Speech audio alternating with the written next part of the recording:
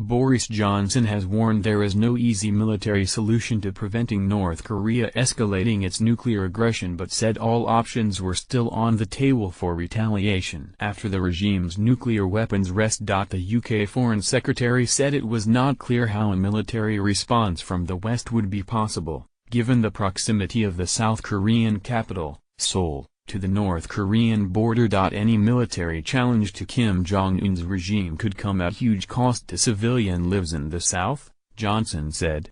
It's certainly our view that none of the military options are good, he told reporters after North Korea announced it had tested a powerful hydrogen bomb that could be loaded onto an intercontinental ballistic missile. It is of course right to say that all options are on the table, but we really don't see an easy military solution, he said.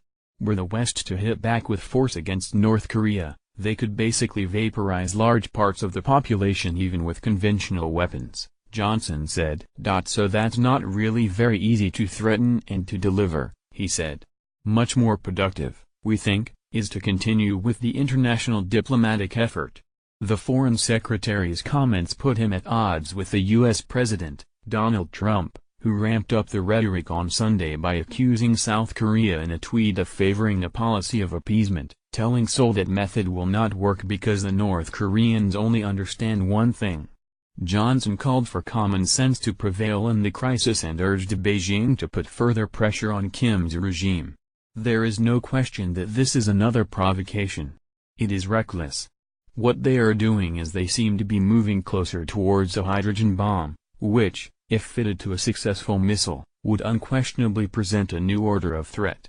We have to consider how to respond, and it's our view in the UK, overwhelmingly, that peaceful diplomatic means are the best. The Foreign Secretary said the UK could not accept China's suggestion that there was an equivalence between the South Korea-American military exercises and nuclear testing conducted by North Korea.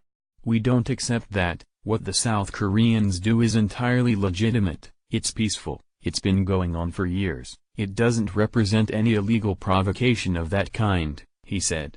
Our message to the Chinese is, and we are working ever more closely with them, we think there is more scope for you, the Chinese, to put economic pressure on the North Koreans. It has worked. We have seen signs in the last 6 months of Chinese pressure actually changing the approach of North Koreans. Let's see if we can do it again. China's foreign ministry said the North Korean test had come in spite of widespread opposition from the international community. The Chinese government resolutely opposes and strongly condemns it. The explosion overnight caused a 6.3 magnitude earthquake felt in Yanji, China, which is about 6 miles from North Korea's Punggye-ri nuclear test site.